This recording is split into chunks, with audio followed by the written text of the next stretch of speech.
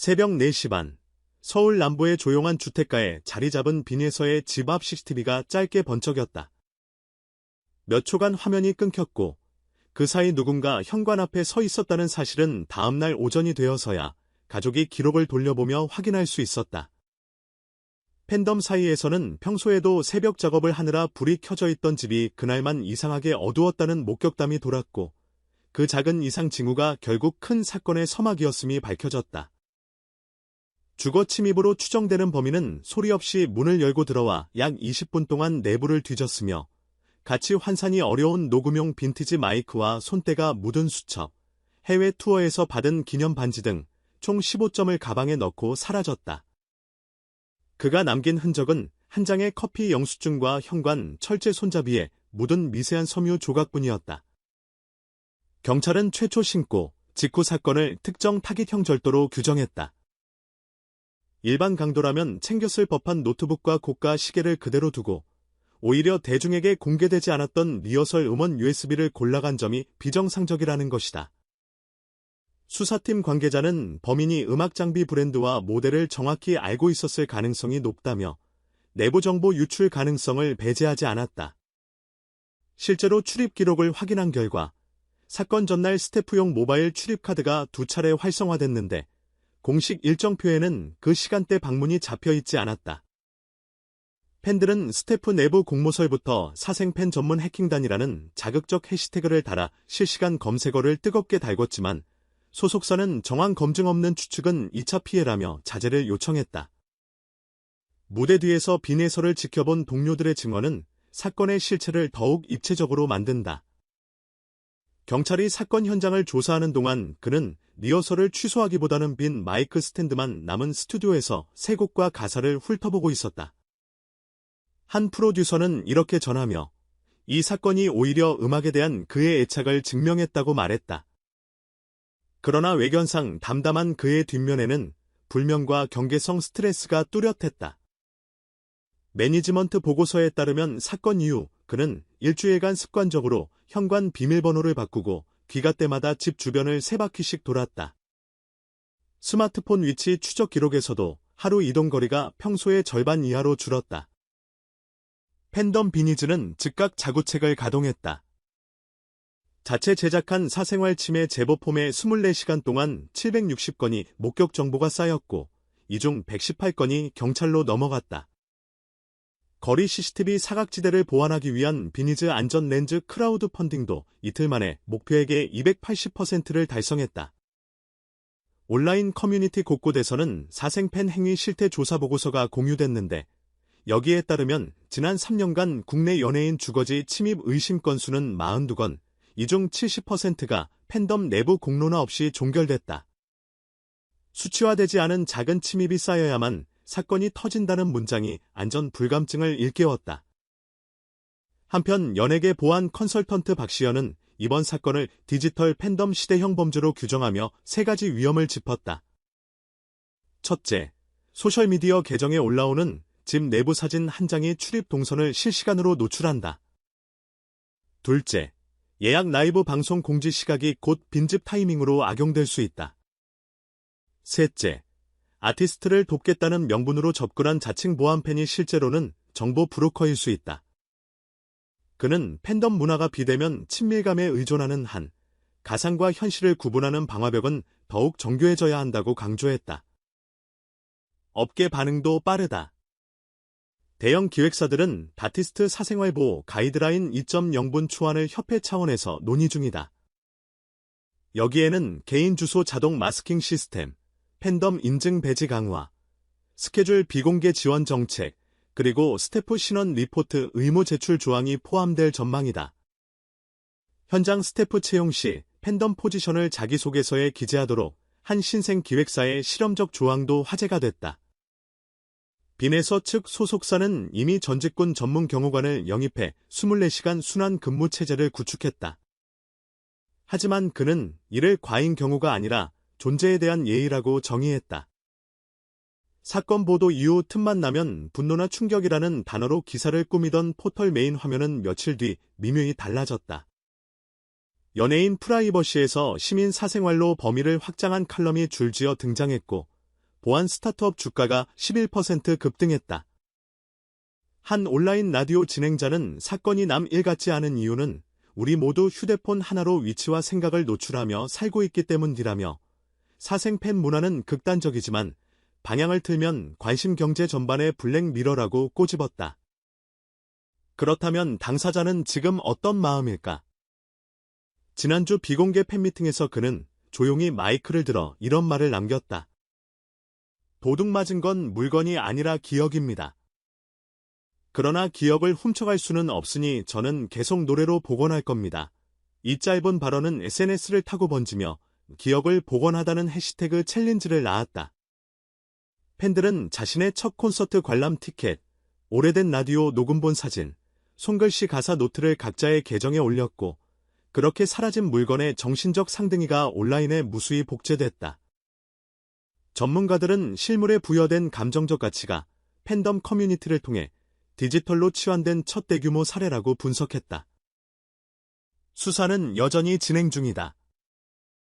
경찰은 공개 수배 대신 잠재적 공범 커뮤니티 분석에 무게를 두고 있다.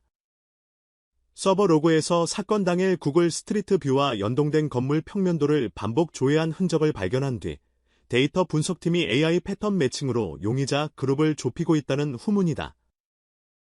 그러나 수사 지연이 길어질수록 팬심을 악용한 모방 범죄 우려도 커지고 있다. 경찰은 이번 달 안에 피의자 특정 가능성이 높다고 밝혔지만 여론은 더 빠른 조치를 요구한다. 그 사이 소속사는 소중한 물건 되찾기 리워드를 공식 선언했다. 현장에 직접적인 증거를 제공해 사건 해결에 기여한 제보자에게는 최대 5천만 원의 보상금과 비nie서가 직접 녹음한 감사 음성 메시지가 주어진다. 일부 팬들은 금전 보상은 결국 범죄 인센티브라는 회의적 시선을 보내지만 다수는 정당한 시민 감시 시스템이 작동하길 바란다며 힘을 실었다. 흥미로운 점은 리워드 공지 48시간 후 중고거래 플랫폼에 빈에서 녹음 장비 유사품이라는 게시물이 올라왔다가 곧바로 삭제됐다는 사실이다. 수사 관계자는 용의자가 압박을 느낀 흔적이라고 해석했다. 이번 사건이 던진 화두는 단순히 사생팬의 죄책감이 아니다. 연예인과 팬, 콘텐츠와 소비자, 온라인 인격과 실제 인격 사이의 거리 측정법이다. 미디어 학자들은 팬덤이 더 가까워질수록 물리적 거리는 멀어져야 한다는 역설을 새 기준으로 제시한다. 빈에서는 이를 증명하듯 향후 일정 대부분을 비대면 라이브로 전환했다. 대신 한 달에 한 번 팬 화상 상담 세션을 열어 음악적 질문부터 일상 고민까지 나누기로 했다. 소속사는 이 포맷을 적절한 거리의 혁신적 친밀감이라 부른다. 물론 가시적인 피해도 존재한다. 스케줄 재조정으로 이미 확정된 브랜드 협찬 2건이 후순위로 밀렸고 신보 제작 일정도 최소 3주 연기됐다. 하지만 업계에서는 오히려 위기를 서사로 전환한 사례라며 긍정적 효과를 주목한다. 실제로 음원 플랫폼에서는 사건 다음 주 빈에서의 지난 싱글 스트리밍 수치가 전주 대비 62% 상승했다. 아티스트의 상처에 공감하며 음악으로 응답하는 선순환이라는 평가가 나온다. 정치권도 움직였다.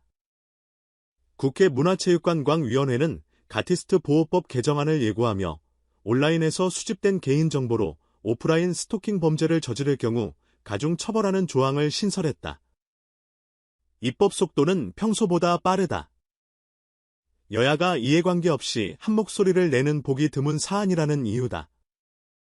실제로 공청회에는 보안업체 관계자뿐 아니라 아이돌 팬클럽 대표, 사이버 심리학자, 그리고 익명을 요구한 전직 사생팬도 참석해 현실적 증언을 쏟아냈다. 사건이 한 달째를 넘기면서 어느새 초점은 범인의 정체에서 공동체의 회복력으로 옮겨갔다. 빈에서는 새벽 작업을 멈추지 않았고 훔쳐간 마이크 대신 스마트폰 녹음 앱으로 데모를 만들었다. 좋은 노래는 장비가 아니라 마음에서 시작된다는 그의 SNS 글은 24시간 만에 좋아요 120만 개를 돌파했다.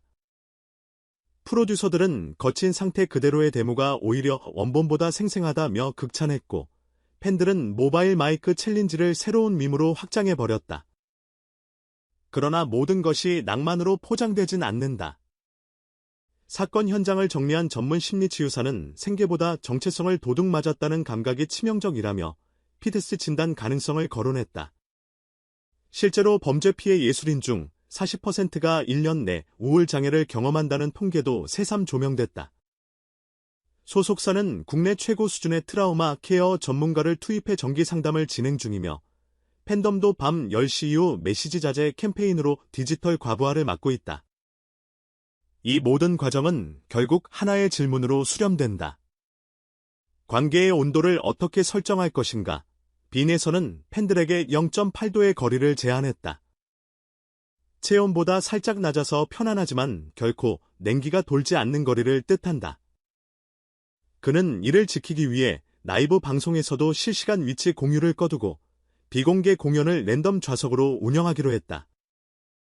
누가 어느 자리에 앉을지 미리 알 수 없으니 그 누구도 출입 경로와 시간을 파악하기 어렵다는 것이다. 팬들은 예측 불가능성이 오히려 공평하다는 반응이다. 시간이 흐를수록 사건 당일 사라진 물건 목록은 전설처럼 부풀어 오른다.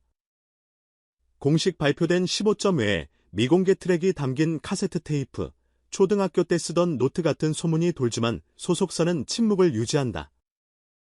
한 음악평론가는 잃어버린 물건이 소문을 타고 또 하나의 서사가 되는 지금, 빈에서는 어쩌면 그 무엇보다 강력한 이야기를 얻었다고 해석했다.